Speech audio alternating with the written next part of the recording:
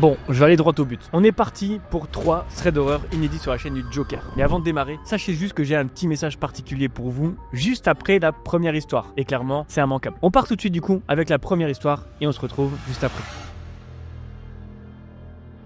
Prenons place du coup tout de suite avec la première histoire qui est arrivée à un certain Julien. Alors Julien, pour expliquer, c'est un gros kiffeur. Il est passionné de sensations fortes et c'est pour ça qu'il a prévu, durant ses vacances, avec des amis de se faire une après-midi jet ski dans le sud de la France. Julien explique que le ciel est dégagé, que la mer est assez calme et donc c'est parfait pour aller se faire kiffer avec un jet ski. Il loue un jet ski pour toute l'après-midi avec ses amis et ensemble ils se déchaînent. Il a noté qu'à ce moment-là, ils ont tous un gilet de sauvetage et tous respectent les consignes de sécurité. Ça fait 2 heures que Julien et ses amis font du jet ski et clairement ils sont tous rincés. Ah non, pas du tout, car Julien y est jamais rassasié. Donc quand lui et ses copains repartent sur la plage pour bronzer et se détendre au soleil, lui il tient pas 20 minutes avant de repartir sur son jet ski. Il regarde sa montre et voit qu'il est aux environs de 16 heures. Donc trop bien, ça lui laisse encore un peu de temps avant de rendre son jet ski, donc zou, il est reparti pour un tour. Sauf que cette fois, il se dit juste qu'il va aller quelques minutes dans l'eau avec son jet ski, donc il prend pas le soin de mettre son gilet de sauvetage. Il explique qu'à ce moment-là, il était jeune et fougueux, donc ça explique cela. Et j'avoue, quand on est plus jeune, on se sent invincible, donc je comprends trop. Bref, alors que Julien fait quelques tours de jet ski, il remarque un peu plus loin un bateau, laissant quelques vagues derrière lui. Ni une ni deux, Julien fonce en direction du bateau et le suit tout en profitant des petites vagues. Il fait des sauts, il est trop content et ça le fait bien marrer. Perso, cette histoire elle me donne envie de faire du jet ski, là. Je sais pas vous. Bref, et concentré sur sa vitesse et sur ses sauts, Julien ne remarque pas en fait qu'il est en train de s'éloigner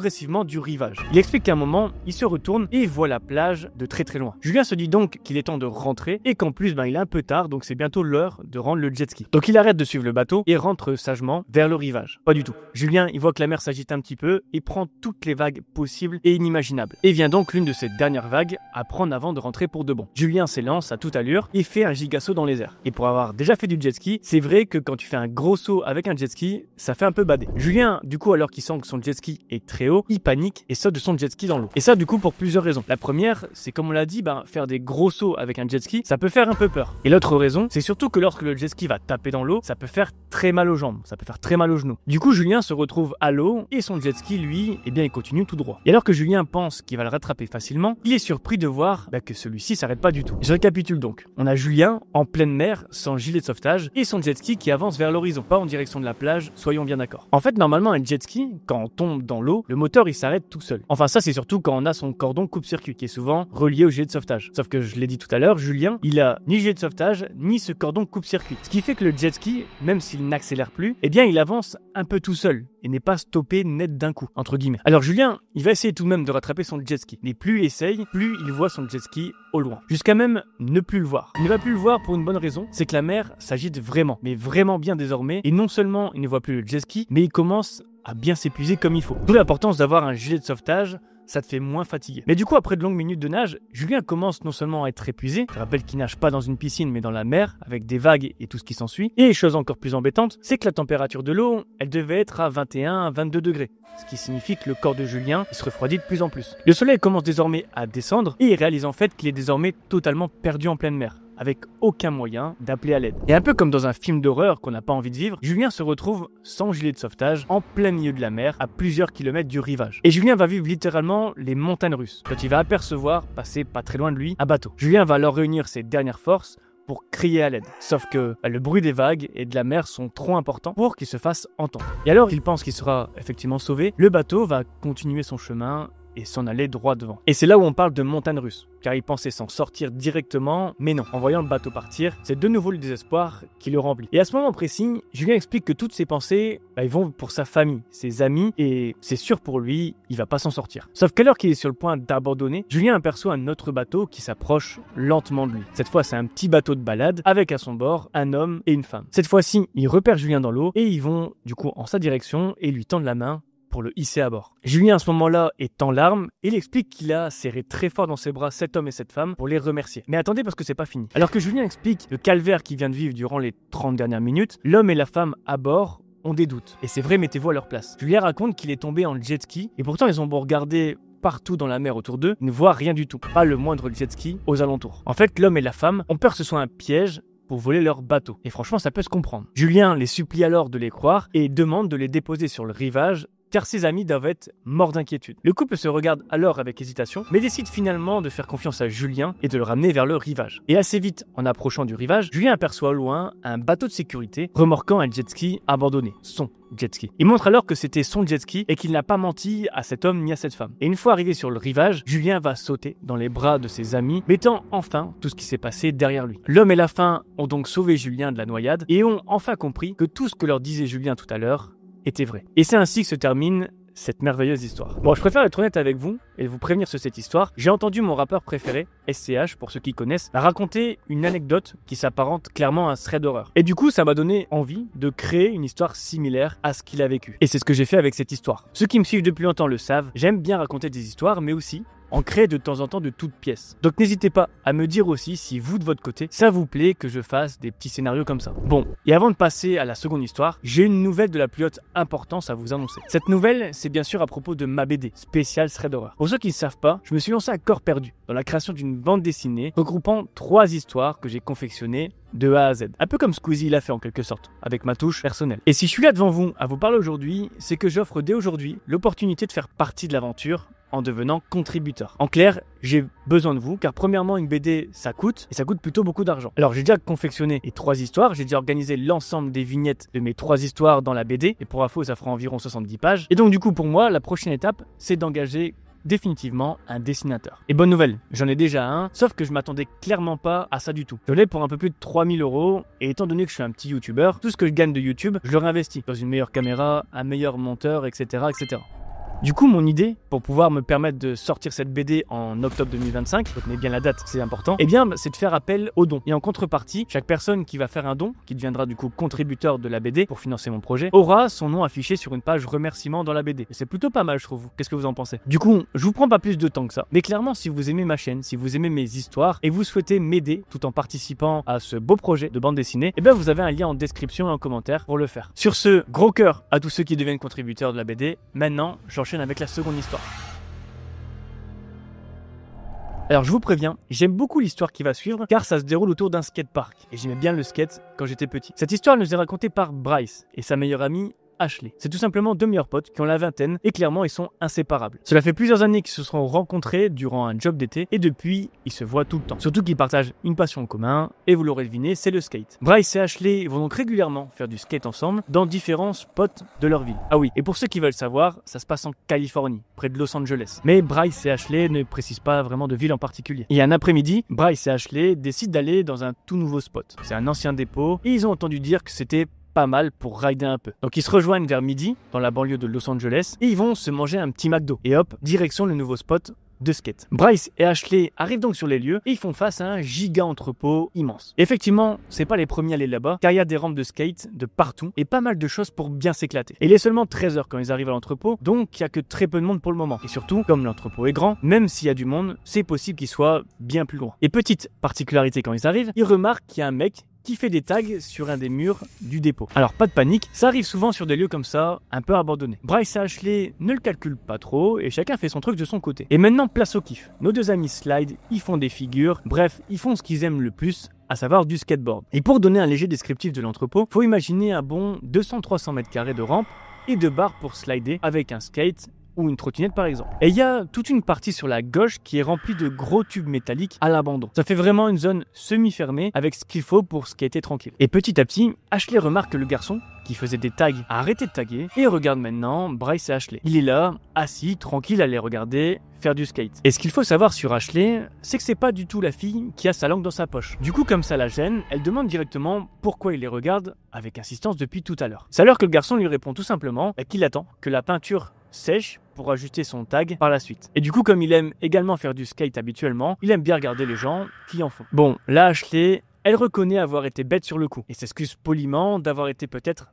un peu agressive dans sa façon de parler. Bref, elle reprend ses figures de skate avec Bryce et l'atmosphère devient de nouveau plus agréable. Quelques minutes plus tard, Ashley remarque que le tagger a repris sa peinture. Alors je sais pas si on dit ça comme ça. Et puis eux, du coup, avec Bryce, ils vont décider d'aller à l'extérieur du dépôt pour rider une belle rampe. Bryce et Ashley vont alors dehors, mais ils vont vite constater que tout ça n'est pas praticable. Le temps n'était pas très bon dernièrement, et donc la rampe est encore mouillée, il y a beaucoup de feuilles humides au sol, donc malheureusement, pour nos deux amis, ce sera pas pour aujourd'hui. Et c'est vrai que s'ils tentaient de rider sur une rampe humide, ça peut faire beaucoup de dégâts. Bryce et Ashley retournent donc à l'intérieur, ils remarquent que ce garçon, ce tagger, n'est plus là. Et c'est au même moment qu'ils entendent un bruit un peu plus loin dans l'entrepôt, comme un bruit de métal qui tombe. Bon, rien d'anormal encore une fois, on est dans un entrepôt assez grand, donc des objets métalliques, il y en a partout. Et en plus, c'est pas impossible qu'il y ait d'autres personnes dans l'entrepôt comme on l'a dit tout à l'heure. Bryce et Ashley font donc de nouveau du skate et tout se passe bien. Sauf que Bryce, il a envie d'aller au petit coin. Il se dirige donc quelques minutes vers l'extérieur pour faire pipi. Il passe de nouveau devant les rampes extérieures, fait son pipi et revient. Et alors qu'il rentre de nouveau dans l'entrepôt, il est face à plusieurs rampes de skate, mais bizarrement, pas de Ashley dans les parages. Bryce appelle donc Ashley dans l'entrepôt, mais pas de nouvelles. Et pourtant se trouve en plein milieu de l'entrepôt le skate d'Ashley.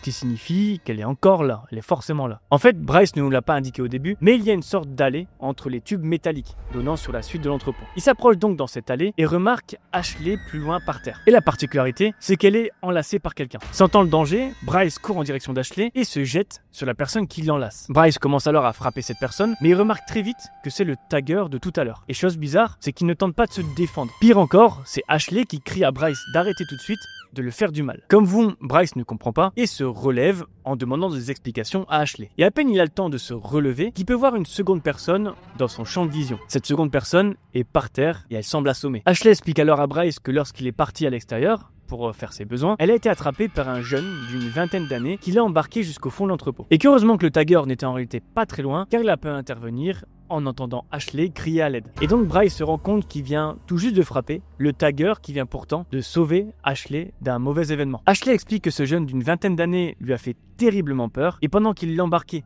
dans le fond de l'entrepôt, il lui a mis les mains aux fesses et un peu partout sur le corps et ça a forcément dégoûté et choqué notre ami Ashley. Bryce explique qu'il s'en veut terriblement de ne pas avoir été là pour Ashley, mais il remercie énormément le tagger d'avoir sauvé du coup sa copine. Et tous les trois, Bryce, Ashley et le tagger, vont alors appeler la police pour raconter tout ce qui est arrivé. Et devinez quoi, chose frustrante, mais la police va leur répondre que s'ils sont trois et que tout va bien, alors ils vont pas se déplacer pour rien. Et oui, sous prétexte qu'il ne s'est rien passé malgré tout, la police va expliquer qu'ils ont une autre priorité sur le moment et qu'ils ne passeront pas. Et c'est probablement ça le plus frustrant dans l'histoire, c'est que l'histoire du coup va se terminer sur une note d'injustice. Bref, pour tous ceux qui ont encore le courage, on enchaîne sur une troisième histoire.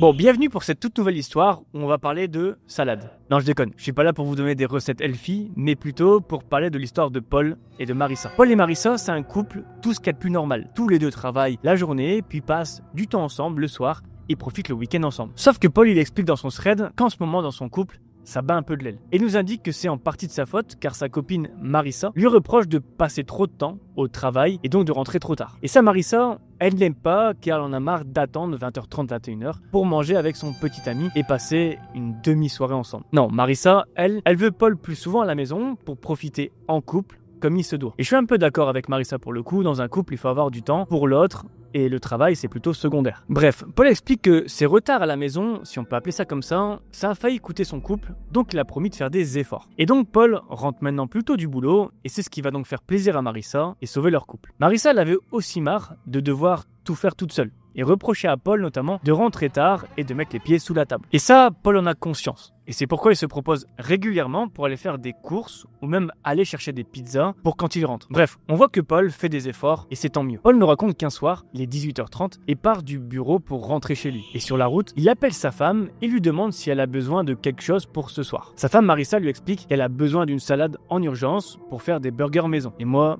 j'aime bien les burgers maison. Du coup, Paul fait un petit détour pour aller au supermarché et va donc chercher sa salade. Il rentre dans le magasin, prend sa salade et hop, direction la caisse. Les caisses automatiques sont fermées, donc il passe avec une caissière. Sauf qu'il y a quelqu'un devant lui. Cette personne, c'est un homme chauve. Une tête pas très agréable, c'est les mots de Paul, et un tatouage écrit dans une langue étrangère sur son avant-bras. Et la particularité de cet homme, c'est qu'il est en train de prendre la tête à la caissière et littéralement lui gueuler dessus. Paul, il sait pas d'où vient le souci. En revanche, il n'accepte pas comment cet homme parle à cette jeune caissière. Il intervient donc pour dire si cet homme peut se calmer et qu'en parlant plus calmement, ils trouveront peut-être plus vite une solution. Et alors on pourrait croire que l'ambiance va se calmer et que tout ira bien. Sauf que l'homme, lui, ça l'énerve encore plus en fait. Il dit à Paul qu'il se mêle de ses affaires et qu'il vaut mieux pour lui de rester en dehors de tout ça. Paul fait un peu ce que tout le monde ferait, c'est-à-dire qu'il va se mettre de côté en espérant que tout ça se règle très vite. Évidemment, il veut pas faire d'histoire, donc on peut comprendre. Et heureusement, l'homme va finir par partir, tout en étant toujours aussi énervé. Il va finir par balancer ses produits par terre et se barrer. Sauf qu'en partant, il va lancer un regard à Paul, un regard dérangeant qui veut dire « Paul, je te connais pas, mais nous deux, on va pas en rester là. Paul fait alors style de rien et avance vers la caissière pour savoir si tout va bien. Il prend soin d'elle. Elle dit que cet homme lui a fait très peur et elle le remercie d'avoir au moins intervenu un petit peu. Et c'est vrai, c'est toujours mieux quand quelqu'un nous aide quand on subit une sorte d'agression pareille. Bref, quelques minutes se passent pendant que Paul paye sa salade et se dirige vers le parking. Pour lui, ce qui vient de se passer, ça le déprime forcément, car des gens comme ça, ça saoule tout le monde. Mais bon, il met ça de côté et va vers sa voiture pour rentrer chez lui. Mais alors qu'il pense que tout ça est derrière lui, en montant dans sa voiture, il remarque que ce même homme agressif, au supermarché, il est un peu plus loin, devant sa voiture. Encore une fois, Paul va vite monter dans sa voiture, car tout ce qu'il ne veut pas ce soir, c'est de s'embrouiller sur un parking de supermarché. Et ça, je peux le comprendre. Paul démarre sa voiture et puis il s'en va du parking. Il va naturellement regarder plusieurs fois dans son rétro pour savoir si cette personne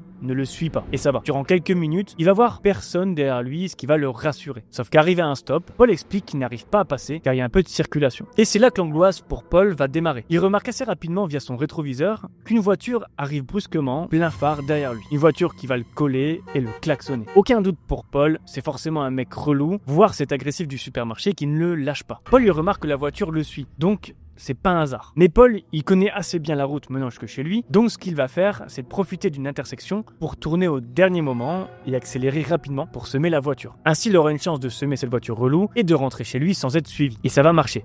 Il va prendre à droite à une intersection au dernier moment, ce qui ne laissera pas le temps à la voiture derrière elle de tourner. Paul appuie sur l'accélérateur et rentre finalement 7-8 minutes plus tard chez lui, sans personne derrière lui. Bon, jusque là c'est une soirée un peu relou pour Paul, mais vous allez voir que ça va être bien pire. Paul rentre donc chez lui en ouvrant son portail, puis prend le soin de le refermer. Il rentre alors chez lui et embrasse Marissa, tout en lui parlant de ce qu'il vient de vivre. Il explique à Marissa qu'il y a vraiment des gens stupides sur cette terre, etc., etc. Et ça, on peut tous le confirmer. Et puis c'est tout. Paul et Marissa vont passer à autre chose et profiter de leur soirée. Ils vont manger ensemble, puis ils vont rapidement faire la vaisselle pour ensuite se poser sur le canapé. Sauf qu'en faisant ça, Marissa va remarquer via la fenêtre de la cuisine que le portail est entrouvert. Et elle va en parler à Paul pour lui dire qu'il a oublié de le refermer en rentrant tout à l'heure. Ce à quoi Paul va lui dire: ah non, j'ai bien fermé tout à l'heure, c'est pas possible qu'il soit ouvert. Paul ouvre donc la porte d'entrée et se dirige vers le portail pour vérifier si effectivement il est entrouvert. Paul avance, il fait noir dehors, il passe à côté de sa voiture, puis remarque effectivement que son portail est entrouvert, mais juste un petit peu. Et alors qu'il va pour fermer son portail, Paul est soudainement projeté par terre. Il est projeté devant chez lui, en pleine rue, en face de son portail. Et en effet, quelqu'un s'est introduit dans son jardin et a donc poussé Paul par terre pour le frapper. Paul remarque que c'est l'homme agressif du supermarché et tente de se défendre comme il peut. Et là, il a plus le choix de se battre et de se défendre contre cet homme, car qui sait ce qu'il fera si cet individu rentre chez lui et s'en prend à sa femme. Il a alors une montée d'adrénaline et tente comme il peut de tenir tout en criant à l'aide au cas où un voisin pourrait l'aider. Mais ça va pas bien se passer pour Paul. Il va recevoir plusieurs coups qui vont presque le mettre KO. Et alors qu'il est par terre et qu'il va recevoir malheureusement le coup de grâce, Paul aperçoit des lumières rouges et bleues dans la rue. Ces lumières, c'est une patrouille de police qui passe par chance par là et qui remarque que deux hommes sont en train de se battre en pleine rue. Enfin, plutôt que Paul est en train de se faire massacrer. Naturellement, la police va immobiliser l'agresseur de Paul et procéder à son arrestation. Et c'est à ce moment-là que Marissa arrive dehors et découvre l'étendue des dégâts sur Paul. Car oui, même s'il a eu la chance d'avoir la police arriver à temps, il aura pris de sacrés coups au visage et dans les côtes qui vont lui valoir un bon arrêt de travail. Paul va tout de même pouvoir porter plainte contre cet homme et celui-ci va être arrêté. Alors Paul ne sait actuellement pas si son agresseur a été jugé, mais il explique que depuis son agression, il a constamment peur dans sa vie quotidienne. Et malheureusement, il se sent plus du tout en sécurité. Et c'est ça le pire, je trouve, c'est que même si c'était une agression qui a duré que quelques minutes, Paul raconte que les dégâts psychologiques qui ont été causés ce soir-là ont beaucoup de mal à partir. Et c'est effectivement le plus triste là-dedans. Histoire assez triste du coup, et franchement terrifiante pour Paul, qui a voulu défendre de base une caissière, mais qui a fini par se faire passer à tabac. Donc gros soutien, en tout cas à toi Paul, qui a priori est français, donc bon courage. Bon les amis, fin de cette vidéo, j'espère que vous avez kiffé. En tout cas si c'est le cas, n'hésitez pas à mettre un like, à vous abonner, même à commenter ce que vous voulez. En tout cas moi ça me fait vraiment plaisir et ça aide la chaîne du Joker. Sur ce, on se retrouve à bientôt, bisous. Perfect.